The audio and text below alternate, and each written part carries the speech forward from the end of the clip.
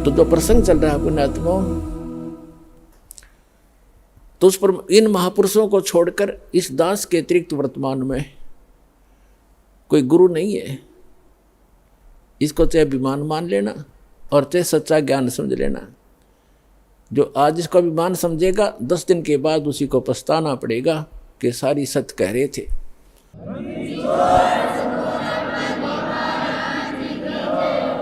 तो कहते हैं गुरु बिन काहू न पाया ज्ञाना, जो थोथा भूसड़े मूड किसाना। और गुरु बिन वेद पढ़े जो प्राणी, और समझे न सार रहे अज्ञानी।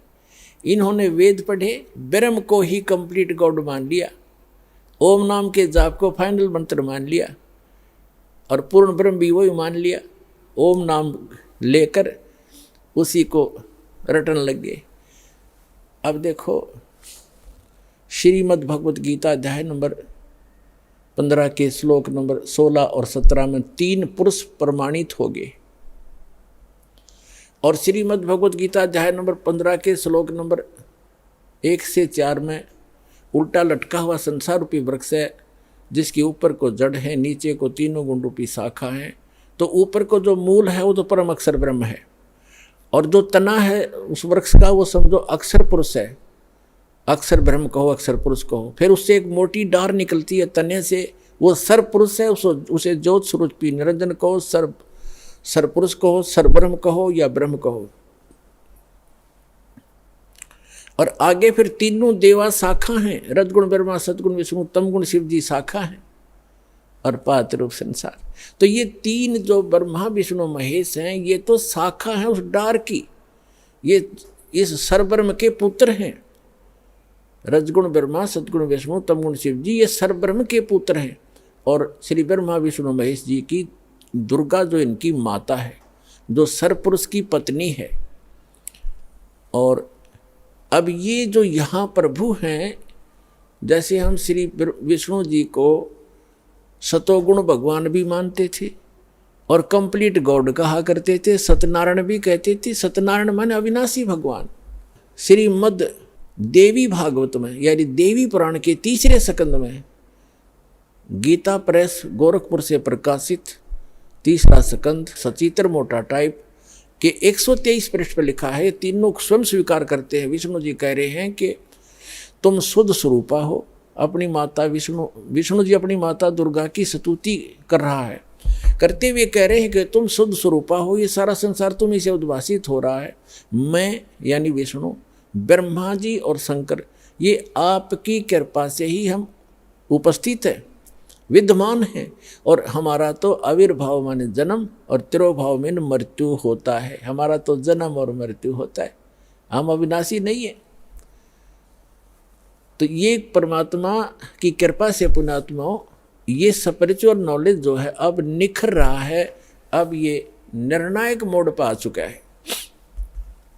तो ये तो तीन जो भगवान हैं, 3 प्रभु हैं। स्वामी कहो, भगवान कहो, इनको प्रभु कहो। जो जितना जिस क्षेत्र का स्वामी है उतना ही होता है। जैसे एक तहसीलदार भी स्वामी है, प्रभु है अपने क्षेत्र का, अपने जितना उसका कार्यकलाप है, उस अपने जॉब का जितना उसका क्षेत्र है वहाँ का इतना साहब वो है।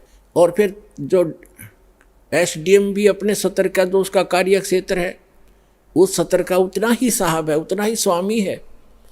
और डिप्टी कमिश्नर DC जिसको कहते हैं, अन्य राज्यों में उसको कलेक्टर कहते हैं, डिप्टी कलेक्टर कहते हैं।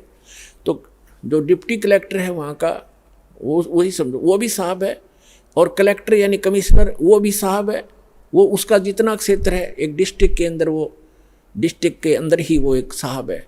फिर एक मंत्री साहब है, कमिश्नर साहब है, फिर एक मंत्री साहब है। वो अपने विभाग का ही मालिक है, भले ही पूरे राज्य में है लेकिन उसका एक विभाग है, उतना ही मालिक है वो। अन्य विभाग में इंटरफेरेंस नहीं कर सकता, ना उसकी कोई चलेगी ना साइन चलेंगे उनके कागजातों पर।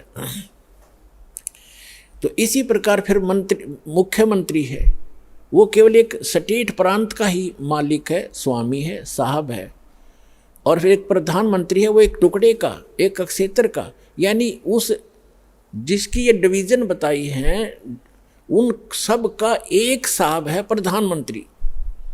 तो पूरे राष्ट्र का एक कुल मालिक है वो राष्ट्रपति और प्रधानमंत्री। राष्ट्रपति तो कुल मालिक है, प्रधानमंत्री भी एक ही होता है, वो भी उस राष्ट्रपति का ही प्रतिनिधि होता है। और आगे प्रधानमंत्री के ये सभी मुख्यमंत्री या अन्य जितने भी मशीनरी है सरकारी, ये सब उसके अधीन होती हैं, उसके होते हैं। ये अपने सतर में भी साहब हैं, अपने सतर में भी मालिक हैं, और ये कुल एक मालिक के भी हैं, उस सब के अधीन हैं, ऐसे समझना।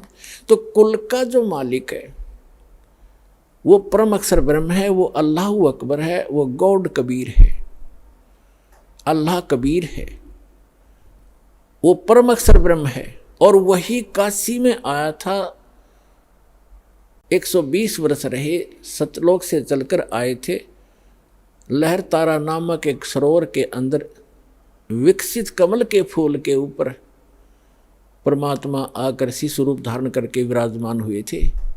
उनके प्रत्यक्ष दृष्टा एक अष्टानंद नाम के ऋषि हैं, उसी सरोवर पर उसी दिन प्रतिदिन की तरह वो वहाँ अपना अभ्यास कर रहे थे, भक्ति कर रहे थे।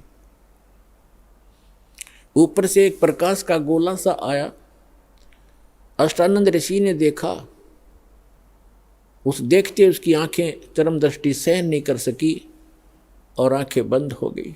इतना तेज प्रकाश ऊपर से आ रहा था, स्पीड से, बिजली जैसी गति से। वेद भी बताते हैं कि आप विद्युत जैसी गति से गतिशील हो करके अपने मुख्य स्थान से हमारे यहाँ आते हो।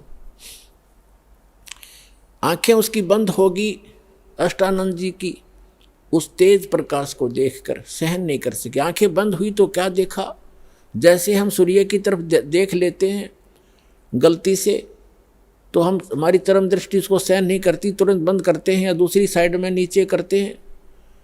तो हम क्या देखते हैं कि प्रकाश रहित आकार सूर्य का हमारे सामने होता है। इसी प्रकार जब अष्टानंद जी की आंखें बंद हुई तो उसने प्रकाश रहित जो रूप देखा वो एक बालक का था। जब उसने दोबारा आंखें खोली तो क्या देखा कि वही प्रकाश आकर के लहर तारा नामक सरोवर के ऊपर कमल के फूल पर, कमल का फूल नहीं देखा उसने, सरोवर के अंदर एक कोने में जाके सिमट गया। ब्रह्म मुहूर्त की बात है, सुबह सुबह ब्रह्म मुहूर्त होता सूर्य उदय होने से लगभग 1.5 घंटा पूर्व। तो उसने जाकर के अपने अष्टानंद ऋषि जी ने अपने पूज्य गुरुवर स्वामी रामानंद जी काशी वाले से पूछा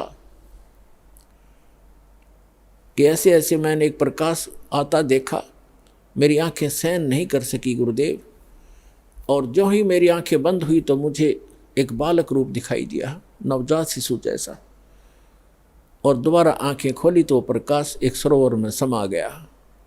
अब जैसा स्वामी रामानंद जी को अध्यात्म ज्ञान था, उस आधार से उसको पता था कि जितने भी हमारे भगवान आते वो किन को भगवान मानते थे, इन अवतारों को, श्री राम, श्री कृष्ण, श्री परशुराम और आदि को। तो उसने कहा कि बेटा ये लक्षण एक ऊपर के लोकों से कोई महापुरुष आते हैं उनके लक्षण हैं, और यहाँ किसी माँ के यहाँ जन्म लेंगे, गर्भ में धारण जाएंगे और वहाँ से जन्म लेकर यहाँ कोई लीला करने आते हैं, तो ऊपर के लोकों से जब शक्तियाँ आती हैं उनको ऐसा ही तारा सा टूटा करता है, वो ऐसे ही आते हैं। तो जैसा उसको ज्ञान था, अध्यात्म ज्ञान स्वामी रामानंद जी को परमात्मा के मिलने से पहले, वो अपने शिष्य की शंका का समाधान कर दिया, वो संतुष्ट हुआ। तो कहने का भाव जो प्रसंग आप वहीं आते हैं कि वो परमात्मा स्वयं ही सतलोक से चलकर आते हैं या शिशु रूप धारण करके अपना आते हैं, और फिर लीला में तरीके से बड़े होते हैं, छोटी ही आयु में बड़े बड़े विद्वानों के छक्के छुड़ा देते हैं। तो वो परमात्मा स्वयं आकर के ये ज्ञान देते हैं। तो उन्होंने आकर के जो ज्ञान बताया है, तो वो परमात्मा उन्होंने आकर के सच्चा ज्ञान बताया है जो तत्व ज्ञान कहलाता है।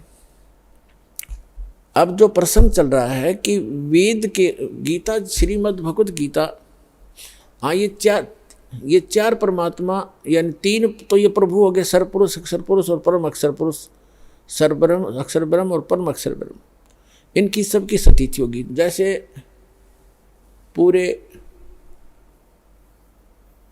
ये तीन लोक के अंदर, एक ब्रह्मांड के अंदर ये तीन लोक हैं, पृथ्वी लोक, पाताल लोक और ऊपर स्वर्ग और नरक इकट्ठा ही, उसको स्वर्गलोक ही कहते हैं।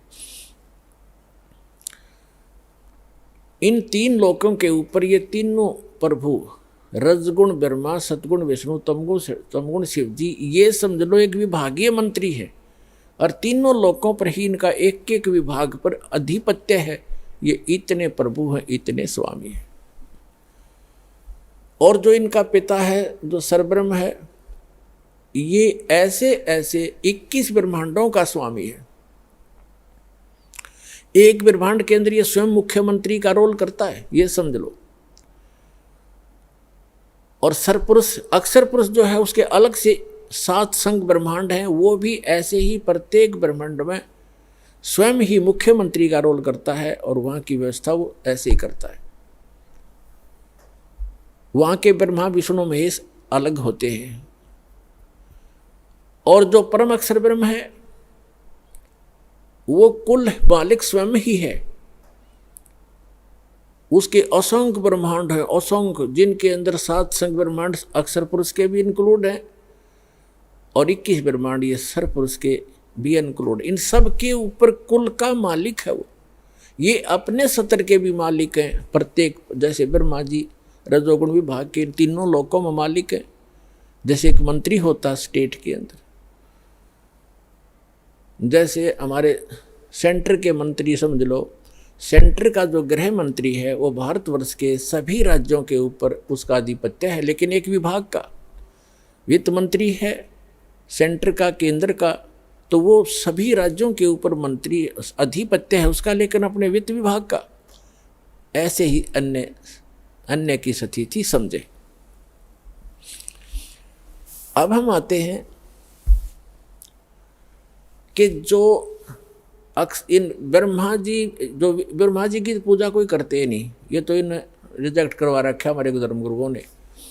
लेकिन ये भी हमारी गलती रही है, क्योंकि जैसे गृह मंत्री है अपने यहाँ का, जैसे स्टेट का, तो गृह मंत्री के जो बेनिफिशियल काम है, जो लाभ देने वाले कार्य हैं, वो जनता को गृह मंत्री से अधिक मिलते हैं।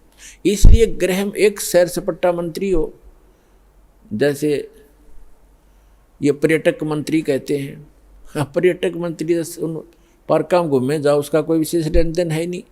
और गृह मंत्री के पास तो बहुत कुछ जनता को सहायता देने, सुविधा देने का अधिकार होता। इसलिए गृह मंत्री को उत्तम मान लिया, लेकिन इनकी पावर एक जैसी है मंत्रियों की, एक ही जैसी इनकी क्वालिफिकेशन होती है, एमएलए से ही बनते हैं, ऐसा समझो। तो ब्रह्मा जी को ना मानना ये भी हमारी बुद्धि कमज़ोर ही समझो। अब कभी उससे भी तो काम पड़ सकता है, ऐसा जरूरी नहीं कि उसके स्तर का कोई काम ही नहीं आएगा, उससे विरोध नहीं, आदरणीय से भी होते, ऐसे समझ कर चलो।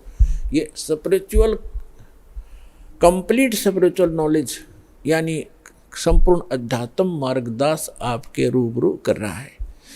कई बार समझोगे, सीडी ले जाना, बार बार सुनना, क्योंकि बच्चा कोई एक महीने में ही बीए, एमए, एमएससी नहीं कर लेता, समय बहुत लगता है। फिर करने के बाद देखना उंगलियों पर हो जाता है उसके सारा सिलेबस, ऐसे ही आपके हो जाएगा।